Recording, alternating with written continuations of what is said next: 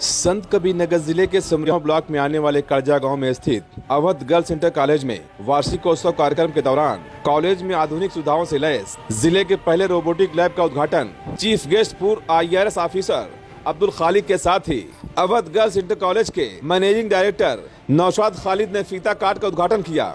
आपको बता दें कि अवध गर्ल्स इंटर कॉलेज में जिले का पहला आधुनिक सुविधाओं से लैस रोबोटिक लैब का उद्घाटन किया गया और अब इस रोबोटिक लैब से वहां की छात्राएं रोबोट बनाने की तकनीकी शिक्षा को नया आयाम देंगी। इस कॉलेज के छात्राएं कई तरह का प्रशिक्षण लेकर अपनी बौद्धिक क्षमता का विकास करेंगी। खासकर इसमें बालिकाओं में आत्मनिर्भरता भी आएगी। वहीं इस कार्यक्रम के दौरान पूर्व IAS ऑफिसर और अवध गर्ल्स इंटर कॉलेज के चेयरमैन अब्दुल खालिक ने कहा कि इस कॉलेज को खड़ा करने का जो हमारा सबसे बड़ा मकसद था कि तप्पा उजियार की बच्चियों को अच्छी और हाई लेवल गुणवत्ता की शिक्षा मुहैया कराकर उस मकाम तक ले जाना है जिस शिक्षा को हासिल करने के लिए लोगों को ज्यादा पैसा खर्च कर बाहर जाना पड़ता है। वहीं IAS ऑफिसर और अवध गर्ल्स इंटर कॉलेज के चेयरमैन अब्दुल खालिक ने क्या कुछ कहा, आप खुद सुन लीजिए उनका बयान, जिन्होंने इलाके के बच्चियों के भविष्य के लिए कितना बड़ा सपना संजोया है। मैं 2022 में यहाँ पे आया था 15 अगस्त के दिन और उस वक्त आप लोगों ने कहा था कि यहाँ पे नर्सरी से क्लास शुरू कराया जाए। अल्हम्दुलिल्लाह शुरू हो गया है। सॉरी, मीडिया के साथियों को मैं भूल गया था, उनका तो खास तौर से इस्तकबाल है यहाँ पे। और ये लोग ही हैं जो यहाँ की सोच को दूर दूर तक पहुंचा रहे हैं, जिससे कुछ लोगों को हिम्मत बढ़ेगी, इंस्पिरेशन आएगा अच्छे काम करने का। तो नर्सरी से यहाँ पे क्लासेस शुरू हो गए हैं। फिर आपने कहा था कि यहाँ पे CBSE का एप्लीकेशन होना चाहिए स्कूल को। अल्हम्दुलिल्लाह बहुत ही कोशिश, बड़ी मेहनत करनी पड़ी, लेकिन वो भी हो गया है। CBSE वाले कहते थे वहां गांव में ले जाकर क्या करेंगे भाई, हमें क्या गांव में जहां के रहने वाले वहीं न जाए। तो ऊपर तक लड़ाई करके हम इसको लाए और वो सब सारी चीजें जो दिल्ली हो, बंबई हो, कहीं स्कूल में जो पढ़ाई होती है, जिस तरह का माहौल होता है, साइंस की, computer sciences, robotics, artificial intelligence, वो सारी सुविधाएं यहाँ पे मुहैया की जा रही हैं। आप समझ लीजिए कि जो यहाँ पे सब कुछ अवेलेबल है, वो सारी चीजें बहुत सारे बड़े बड़े स्कूलों में नहीं अवेलेबल है। दिल्ली में सर, हम तो सारी देश दुनिया घूमते रहते हैं। तो ये तो हमने तय किया है कि जो भी जरूरत होगी यहाँ पे इंशाअल्लाह अपने यहाँ के बच्चों को दुनिया की लेटेस्ट टेक्नोलॉजी, लेटेस्ट डेवलपमेंट, सब चीजों की यहाँ पे उनको पहचान कराई जाएगी इंशाअल्लाह। ये तो हम लगे हुए हैं दिन रात करने के लिए। आप लोग, हमने तो पहले माफी मांगी थी भाई हम बस का इंतजार नहीं कर पाएंगे, लेकिन पीछे पड़ गए धीरे धीरे। अब देख रहे हैं यहाँ पे सब पोता पोती ही पढ़ रहे हैं, नाती नतनी ही पढ़ रहे हैं अपने। तो इसलिए अब क्या किया जाए, कोशिश तो करनी पड़ रही है, लेकिन हम हर कोशिश करेंगे। लेकिन एक मामले में हम बहुत जिद्दी हैं, बहुत सख्त भी हैं। किसी भी बच्चे का, जितने बच्चियां पढ़े यहाँ पे, किसी का 90% से नंबर 1 के नंबर कम नहीं मानेंगे आप। 100%। हम खुद पढ़ते थे 100% लाते थे, ढेबरी पढ़ते थे, तो वे लोग कहें नहीं भाई कुछ नहीं था। 8वें दर्जे जितने हमारे साथी कोई है ही नहीं है, कि मास्टर साहब है 5-6 साल अब से जूनियर रहे हैं। वो वक्त था मेहनत से और किस मुसीबत से पढ़ाई का। तो सब कुछ यहाँ पे आ गया है, पढ़ाई के अलावा है क्या? तो उसमें सबसे बड़ी जिम्मेदारी वालिदैन की है। सिर्फ 6 घंटे बच्चा स्कूल में है, उसके बाद घर पे, वहां पे ऐसा माहौल क्रिएट कराइए, घर पे ऐसी उसको सुविधा दीजिए कि कोई कमी ना हो। स्कूल से जाते ही खाना खिला के पढ़ाई, थोड़ा आराम करे, पढ़ाई बिठाइए। तो हम तो कान पकड़ेंगे वालिदैन का और यहाँ पे टीचर्स का। अगर बच्चों का नंबर कम आया, 90% से तो कम चाहिए ही नहीं, अगली बार हम आएंगे पूछेंगे 90 से कम जिसका नंबर है वो खड़े हो जाए, ये पूछेंगे अब साल 2 साल बाद। तो इम्तिहान सबका शुरू होगा यहाँ पे, वालिदैन का भी और टीचर्स का भी। और बच्चों को, बच्चे तो ही हैं, आप पीछे पढ़िए उनके। जो बच्चा कमजोर है एक बच्चे को पकड़िए, उसको सिखाइए, चाहे इंटरवल में हो, स्कूल के बाद हो। मतलब अब सब कुछ हो गई बात, तैयारी बातचीत सब हो गई है।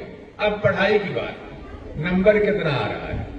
हम जैसे आज ट्रॉफी बांटी गई है, 8-10 साल के बाद हम चाहते हैं, अल्लाह ने अगर हयात दी तो हम आके यहाँ पे उन बच्चों को खड़ा देखना चाहते हैं जो IAS में सेलेक्ट होके आ गए हैं, जो बड़का कोई डॉक्टर बन गया है, बड़ा इंजीनियर बन गया, उनको हम यहाँ पे खड़े होकर ट्रॉफी देना चाहते हैं। तो आप तो वो है हमारा। ये जो बच्चे हैं अभी जिनको दे रहे हैं ट्रॉफी, यही है, इन्हीं में से निकलेंगे। और कुछ भी नहीं है, सिर्फ मेहनत है बस। कह तो दिया यहीं से ढेबरी से पढ़ के हमें लोग गए हैं, कुछ नहीं था। तो तुम लोग अल्लाह ने सब कुछ नवाजा है। ये तो बात हो गई। जब 30 साल पहले हमने यहां लड़कियों का स्कूल खोलने के लिए बात की, तो यही कोहरियामा में 2-3 मौलाना हमारे को फतवा दे दिए रहे। कहा है कि जहन्नम में जाइए, लड़कियों पढ़ाओ की बात करते हैं, अंग्रेजी पढ़ाओ करते हैं। तो अब आज के दिन हम फतवा देने जा रहे हैं आप सबको। मौलाना साहब बैठे, माफ करेंगे हमको। वो ये है कि एक तिनका बचाइए, एक पैसा बचाइए। खाने में कटौती कम कीजिए, कपड़े में कीजिए, त्योहार में कम कीजिए, शादी में तो बिल्कुल खर्चा मत कीजिए। तो वो पैसा बचाइए, सारा का सारा पैसा बच्चों की तालीम के लिए। ये कोई न कहे कि भाई मेरे पास तो है नहीं। भाई अगर से हम अभिनव देख रहे हैं, एक मॉल बना है, हम देखे हैं, होटल बना है, कुछ ज्यादा खर्चा कर रहे थे, खाना खाते घूमते हैं सब। क्यों भाई? वो पैसा इन बच्चों का है, इनकी तालीम का है, उसको बचाओ, अभी से बचाओ, ताकि आगे जब बड़ी पढ़ाई होगी, खर्चा होगा, तो वहां जरूरत पड़ेगी। तो सबसे जरूरी है, सबसे पहला जो रिसोर्सेज घर के हैं, उसी के लिए उस बच्चे को है।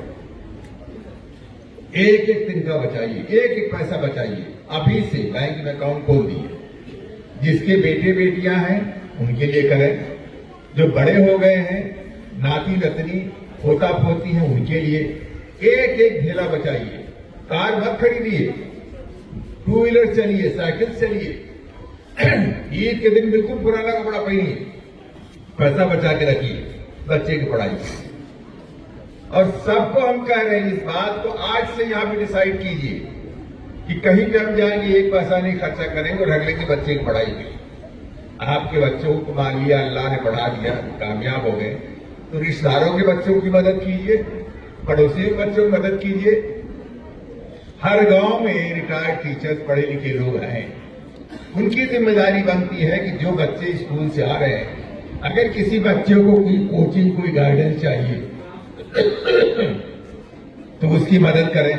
एक मुहिम बन जानी चाहिए, एक रेवोल्यूशन इस इलाके में आना चाहिए, ताकि दूर दूर से वालिदैन आए कि यह घर किराए लेकर अपने बच्चे को पढ़ाएं। कितना बढ़िया माहौल बनना चाहिए, ऐसी रोशनी यहां से निकलनी चाहिए। और बता दें, तालीम के अलावा कुछ नहीं है। अब यही हम नाम नहीं ले रहे, यही इलाके में हम 2-3 को पढ़ा रहे, 2-3 लड़के इंजीनियरिंग का है, एक मिला के 2.5 करोड़ साल की तनख्वाह है, 2.5 करोड़, और एक दूसरा 1 करोड़ की तनख्वाह साल की उसकी। यहीं से पढ़ के गए, पढ़ाई पढ़ाई पढ़ाई। इसके अलावा और कुछ मत सोचिए, दिन रात वही सोचिए कैसे हम बच्चे को पढ़ा कामयाब कर दें। और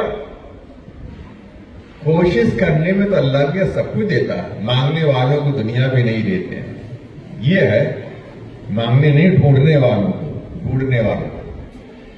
तो आप लोग अगर कोशिश करें, आज के दिन से इंशाअल्लाह एक मुहिम चलाइए, एक माहौल ऐसा बना दिए कि बस तालीम की ही बात चर्चा यहां पे सब जगह हो।